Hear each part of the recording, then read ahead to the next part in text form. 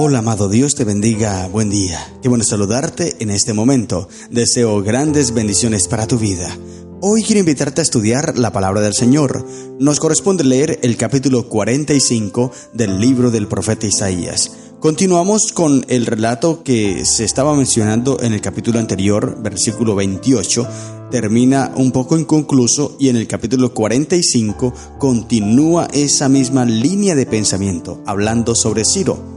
Pero luego se habla sobre Jehová nuestro Creador y sobre Jehová y los ídolos de Babilonia. Una vez más, ayer vimos también ese contraste que había entre Dios y los ídolos.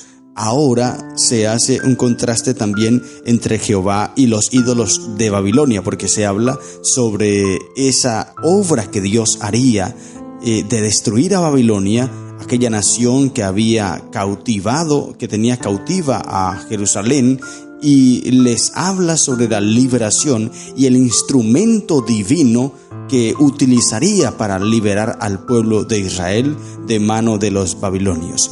Es interesante, hermano, que antes que las cosas sucedan, Dios ya las tiene destinadas.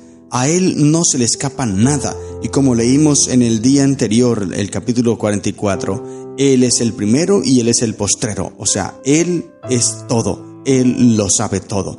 Ahora, para mí el texto insignia, oiga bien, para mí, o sea, es una conclusión mía, el texto insignia, el clímax de este capítulo es el versículo 22, un texto maravilloso, dice: miradme a mí y sed salvos todos los términos de la tierra, porque yo soy Dios y no hay más. Este es el texto fulminante, podríamos decir, de este capítulo. Para mí, ¿no? Es la conclusión a la cual yo llego. No sé si tú estés de acuerdo, pero es lo que yo veo, porque es un texto que me habla sobre quién es Dios. Y en este capítulo se habla de la obra que hace Dios.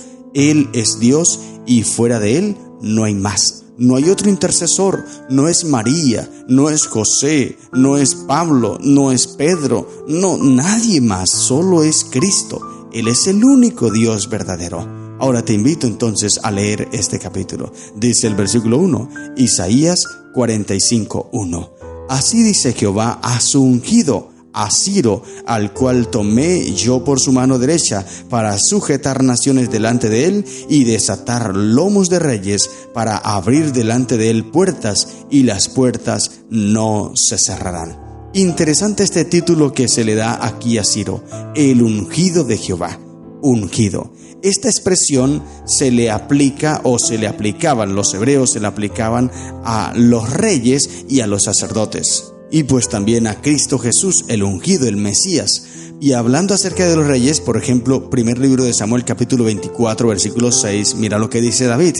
Y dijo a sus hombres: Jehová me guarde de hacer tal cosa contra mi Señor, el ungido de Jehová, que yo extienda mi mano contra él, porque es el ungido de Jehová. Nótese bien, se hablaba del rey como el ungido de Jehová. Ahora, hablando sobre los sacerdotes, Éxodo 30:30. Ungirás también a Aarón y a sus hijos y los consagrarás para que sean mis sacerdotes. Así que tanto los reyes como los sacerdotes eran denominados ungidos de Jehová.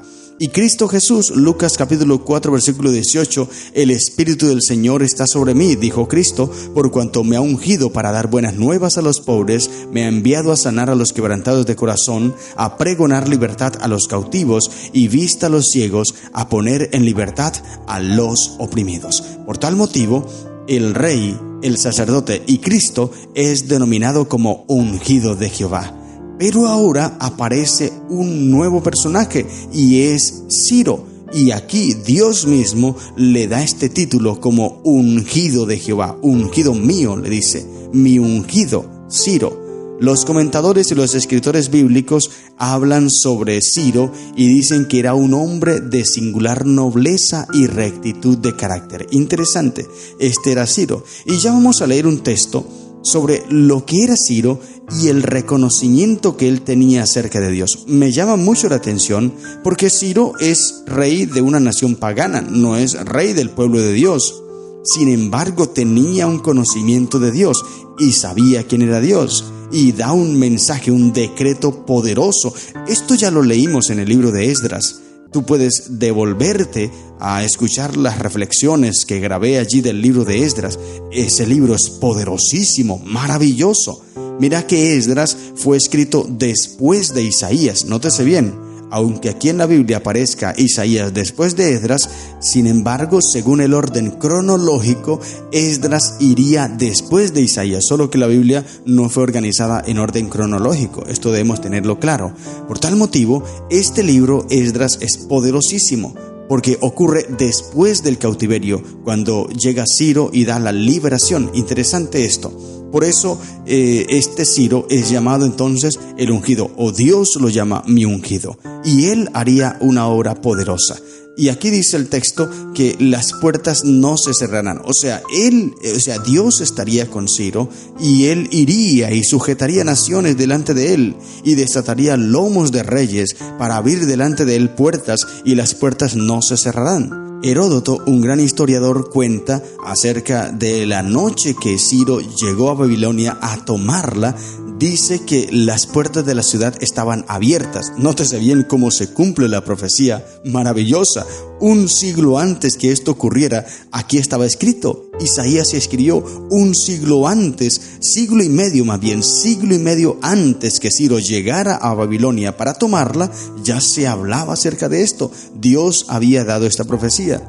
Nótese bien que Dios conoce el fin desde el principio. Y entonces se dijo que las puertas no se cerrarían. Y Heródoto habla acerca de esto. Dice que las puertas de Babilonia estaban abiertas porque en esa noche había una fiesta. Recuerda, Daniel lo menciona, la fiesta de Belsasar. Esa fiesta que donde estaba adorando al Dios del oro, dice. Y había grande fiesta para toda la nación. Así que las puertas estaban abiertas para que todo mundo entrara a la hora que quisiera. Una gran fiesta.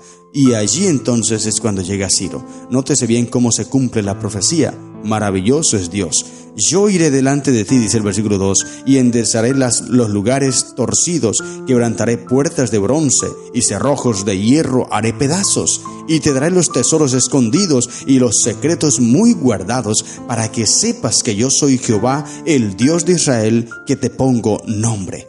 Ciro debía reconocer a Dios. Y lo hizo cuando liberta al pueblo. Ya te voy a leer un texto bíblico de Esdras, que la afirmación que da Ciro, interesante, poderosa. Por amor de mi siervo Jacob, dice el versículo 4, por amor de mi siervo Jacob y de Israel mi escogido, te llamé por tu nombre, te puse sobrenombre, aunque no me conociste. Yo soy Jehová y ninguno más hay, no hay Dios fuera de mí. Yo te ceñiré, aunque tú no me conociste. Interesante todo esto. Y cuando Ciro conoce a ese Dios maravilloso, cuando Ciro entiende acerca de ese Dios poderoso, entonces él escribe. Y mira lo que dice Esdras capítulo 1, versículos 2 y 3. Este era el texto que te estaba mencionando. Esdras 1, 2 y 3. Así ha dicho Ciro. Este es el decreto que escribe Ciro para dar la orden de la reconstrucción de Jerusalén. Dice, así ha dicho Ciro, rey de Persia: Jehová, el Dios de los cielos, me ha dado todos los reinos de la tierra y me ha mandado que le edifique casa en Jerusalén que está en Judá. Quien haya entre vosotros de su pueblo, sea Dios con él, y suba a Jerusalén que está en Judá, y edifique la casa a Jehová Dios de Israel. Él es Dios, la cual está en Jerusalén. ¡Qué poderoso mensaje! Un rey que no hacía parte del pueblo de Dios. Un rey que no era rey del pueblo de Dios, sin embargo, hizo mejor obra que los reyes de Israel, porque él sí reconoció a Dios. Mira, los reyes de Israel tenían por dioses ídolos, construcciones de madera, hechos por ellos mismos, pero este rey Ciro, que es el rey de Persia, que era una nación pagana, que no era del pueblo de Dios, sin embargo, él reconoce a Dios, y no solamente reconoce, sino que dice, todo el que sea de parte del pueblo, que suba a Jerusalén y edifique la casa de Jehová, Dios de Israel, y enfatiza, Él es Dios. Maravilloso. Él es el Dios, dice. Él es el Dios. Qué mensaje tan poderoso. Ese es el decreto de Ciro. Poderoso. Y Dios ya lo había dejado escrito. Mira, una vez más te digo, siglo y medio antes que esto ocurriera, ya Dios lo había escrito. Dios conoce el fin desde el principio, querido hermano. Y por eso del versículo 8 en adelante, Dios empieza a hablar acerca de sus cualidades. ¿Quién es Él? Él es Dios. Sus propósitos, Él los cumple todos. Por ejemplo, el versículo 18 dice: el propósito de Jehová al crear la tierra. Él es el creador. ¿Y por qué la creó?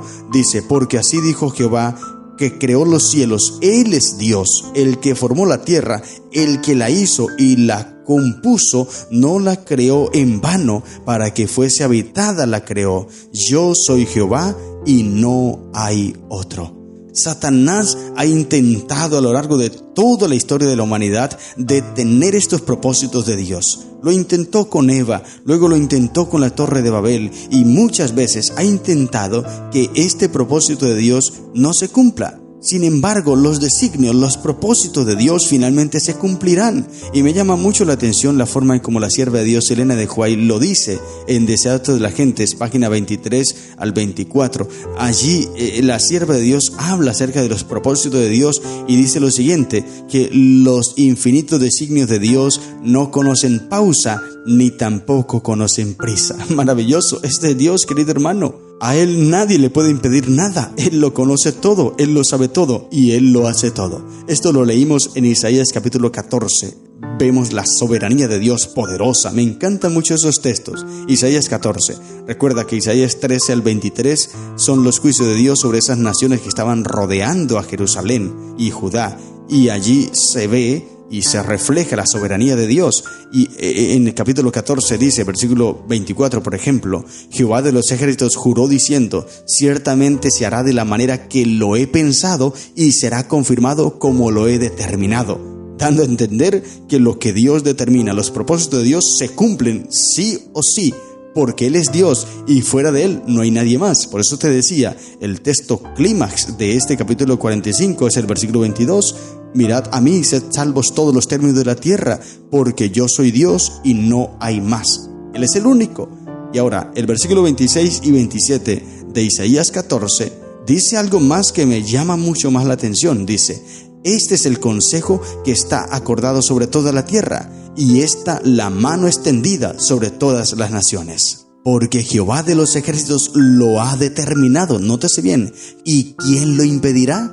Y su mano extendida, ¿quién la hará retroceder? Amén, querido hermano. Nadie puede detener los planes de Dios. Los planes de Dios no conocen pausa ni prisa. Él fundó la tierra para ser poblada y así lo hará. Y Él es Dios sobre toda la tierra y no hay más. Él determinó que Ciro sería el agente suyo, su ungido, para libertar a la nación de Jerusalén de manos de los babilonios, y así lo hizo. Los babilonios no estaban dispuestos a cumplir este propósito de Dios, porque ellos eran fuertes, porque ellos no obedecían a Dios ni nada por el estilo. Pero Dios escogió a su ungido y así le dio libertad al pueblo de Israel, porque Él es Dios y fuera de Él no hay nadie más, porque Él manda y ¿quién puede impedir? Este es nuestro Dios, querido hermano. Por eso debemos adorar a ese Dios maravilloso. Te invito a que leas del versículo 8 en adelante del capítulo 45 de Isaías y reflexiones acerca de ese Dios maravilloso que tú y yo tenemos, y también medites sobre el tiempo que le estás dedicando a ese Dios. Si le estás dedicando tiempo al Señor o le estás dedicando tiempo a cosas creadas por el hombre, como el dinero y muchas cosas más. ¿Qué es más importante en tu vida? ¿Dios o las cosas de la tierra? Para mí lo más importante es Dios, porque fuera de Él no hay nadie más, y a Él es a quien yo busco, porque Él es quien me da salvación. Por eso, querido hermano, hoy conságrate a Dios y deja que Él sea el centro de tu vida. Estas son las lecciones que encontramos en el capítulo 45 del libro de Isaías. Que el Señor te bendiga. ¡Feliz día!